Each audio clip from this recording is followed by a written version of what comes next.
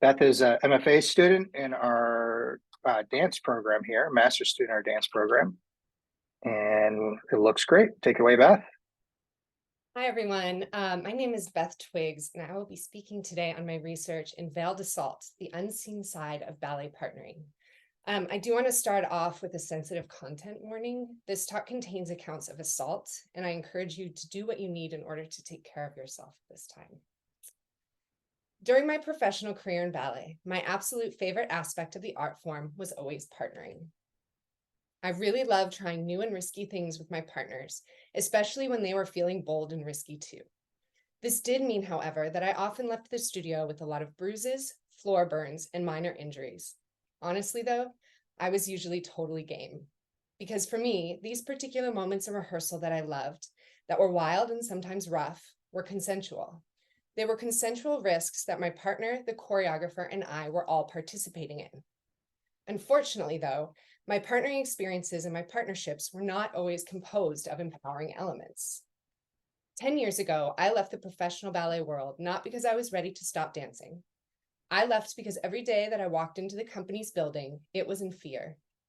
I was in a dance partnership with a person who was angry with me, and he took his anger out on both my body and on my psyche. This particular partner's anger had been directed at other female identifying dancers in the company as well. I was not alone in my experiences. And this was also not my first experience with abusive partnering. During my 10 years with this company, I had similar types of experiences with other partners as well.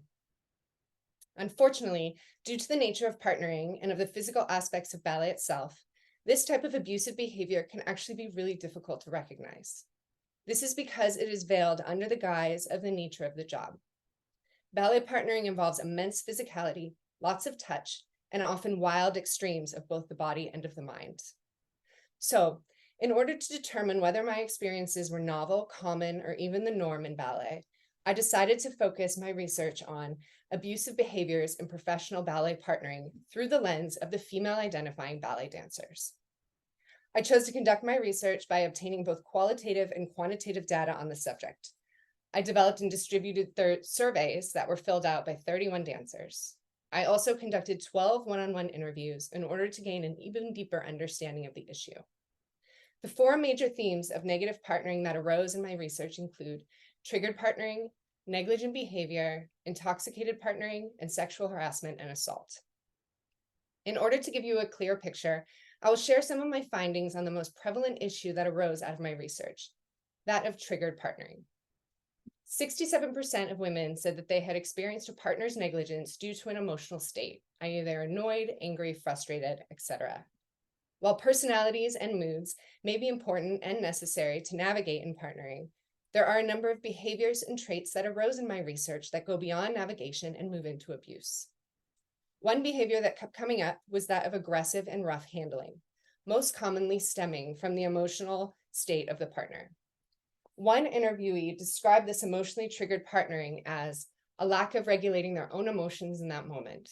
And that can turn into taking it out on their partner through a rougher physicality and not having the same amount of care because of their own emotions.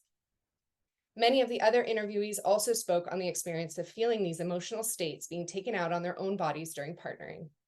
Interviewee Felicia said that when her partner could tell things were not going well, his partnering got very aggressive. Even if it was very clear to me that we needed to bail and start over, he would make things work because he was aggravated. He would definitely tighten his grip, and I felt very manhandled.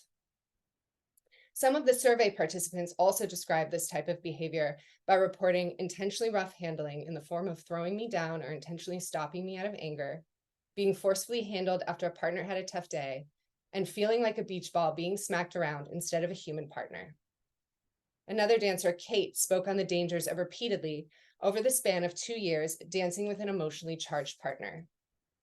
Dancing with this partner was always really dicey for my body. I was being pushed around and it was hurting. I think at this point he was pissed at me. And this happened to multiple people. It was happening to almost everyone who danced with him. To conclude, I want to share an experience that Rosa reported during her interview. I can't tell you what his brain did, but all I know is that he struggled with the lift. I don't think it got all the way up, and then we were running off stage in this failed lift, and the second that we cleared the wing, he fully threw me to the ground. Like not dropping me, he lowered his arms and checked me to the floor and walked away.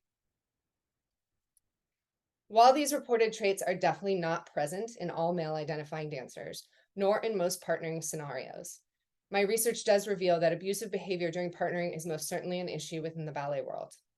I hope to use my current and future research findings as tools in order to discover ways in which we can create a culture in ballet that does not encourage, allow, or support this kind of veiled assault. Thank you.